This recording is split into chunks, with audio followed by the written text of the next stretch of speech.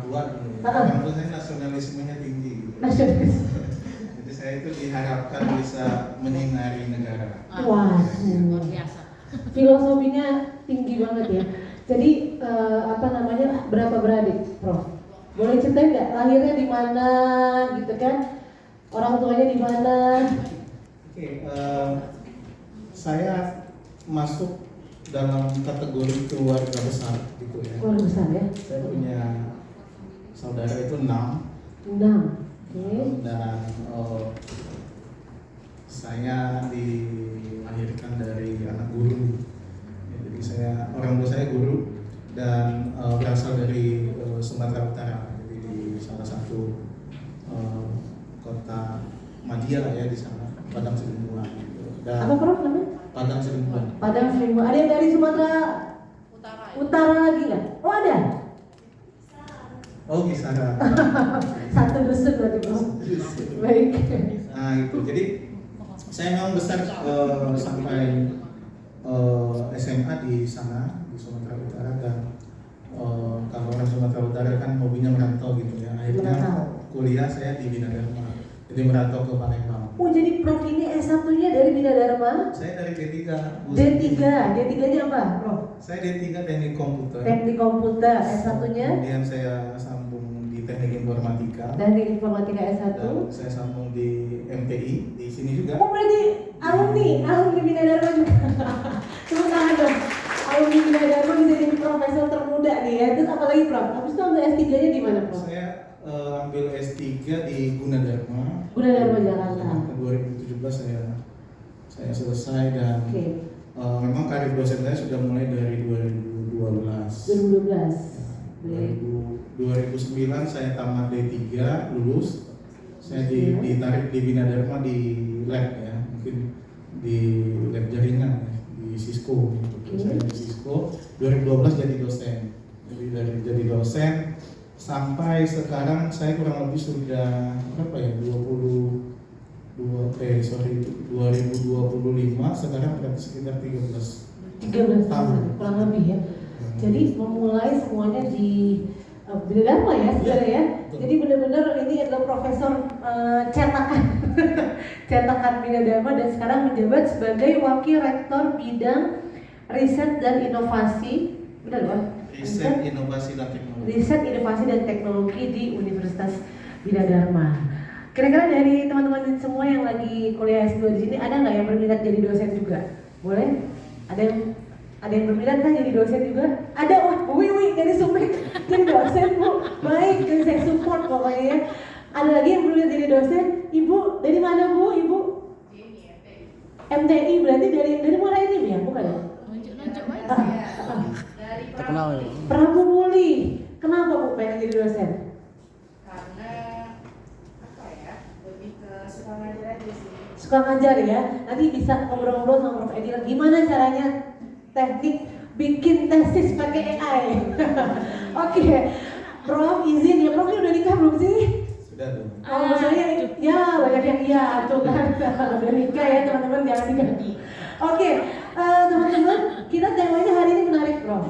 Ini adalah mind and machine ya, bagaimana mesin dan pikiran ini bermain ya. Mind and machine navigating mental health in the age of AI. Kenapa the age of AI? Karena artificial intelligence teman-teman semuanya pasti saya yakin udah pada pernah buka ChatGPT belum?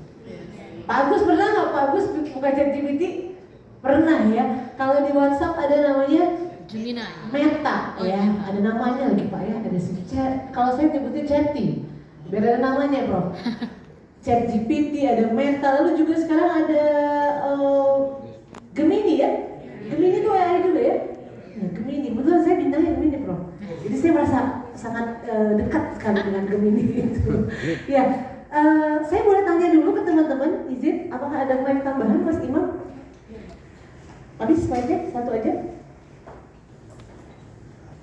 Gak ada ya? Prof izin boleh pinjam sebentar Prof mic-nya? Oke, saya mau tanya sama teman-teman yang ada di belakang. Oke, kita izin. Selamat pagi dari Pendidikan Jasmani. Salam olahraga.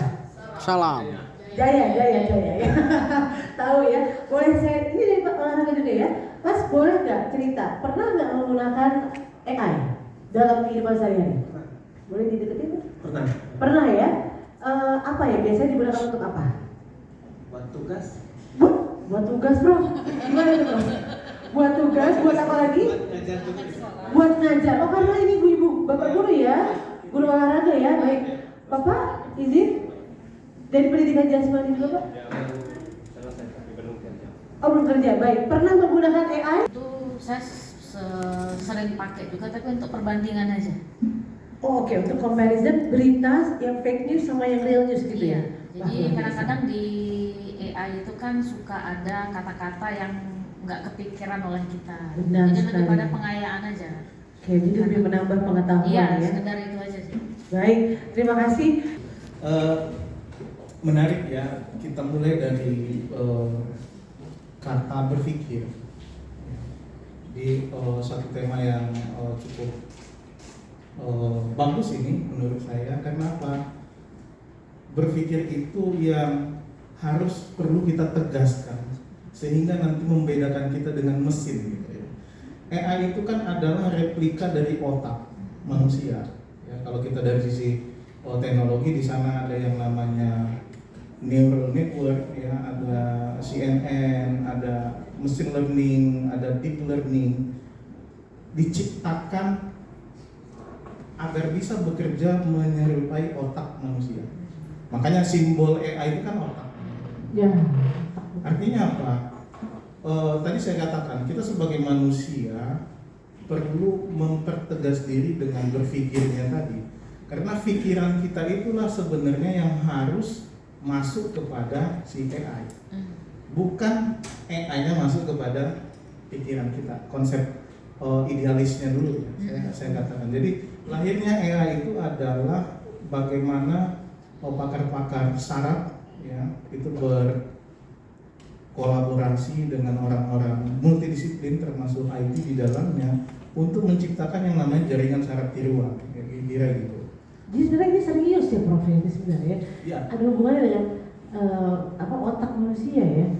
Boleh dilanjut Prof? Ya, karena konsepnya adalah neuron ya. Jadi di otak itu kan ada neuron yang neuron ini akan bekerja mengirimkan sinyal, yang sinyal itu sebenarnya akan bisa diproses, dan gabungan neuron yang bisa bekerja dengan baik dengan saraf, dengan jaringan yang sudah terhubung dengan baik bisa memproses yang ujungnya nanti akan menghasilkan sebuah knowledge atau insight, menghasilkan sebuah pengetahuan atas apa? Atas pengalaman ya. Makanya AI itu sebenarnya diciptakan dari pengalaman otak manusia yang dikonversikan kepada mesin. Mesin ini sebenarnya konkretnya adalah ya bagaimana prosesor ya, kalau di komputer, di komputasi bagaimana prosesor, memori, ya storage, ya itu kan mesin, CPU lah ya. Komponen-komponen ini diinjek pengalaman otak manusia. Oh, oke.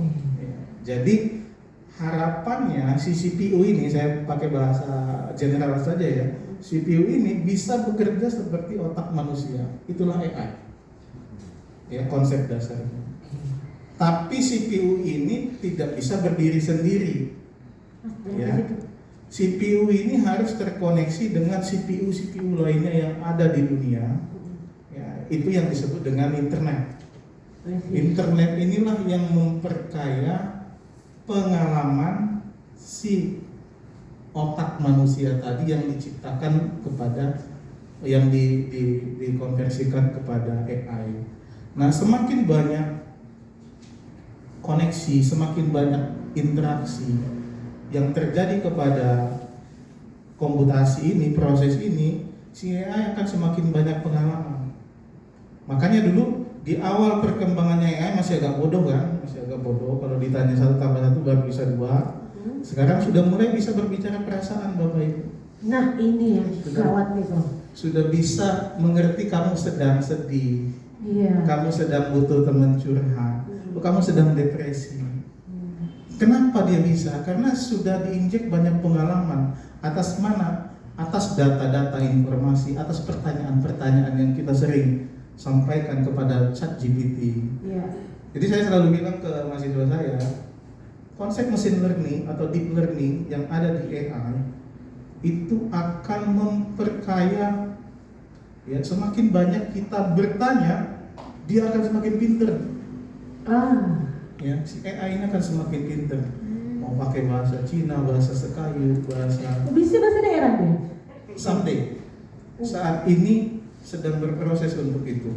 Bahkan ya dengan bahasa-bahasa yang berbeda juga sudah mulai, minimal sekarang sudah general ya, bahasa Indonesia, bahasa Inggris, bahasa Jepang, bahasa Bisa, apa, ya. sudah bisa. Sebenarnya nggak ada bedanya dengan bahasa Sekayu, tulisan oku umpamanya gitu kan, aksara ulu. Tinggal bagaimana memperkaya data training ya. Jadi kalau kita di IT itu kan ada data training. Data training inilah yang menjadi pengalaman si AI. Nah sekarang seberapa banyak data training yang sudah ada, seberapa banyak orang chat dengan ChatGPT dengan menggunakan tulisan oku umpamanya, tulisan aksara ulu. Kalau kita tulisan Batak umpamanya gitu, ada tulisan, seberapa sering orang bertanya itu, dan AI akan semakin pintar. Sebenarnya ini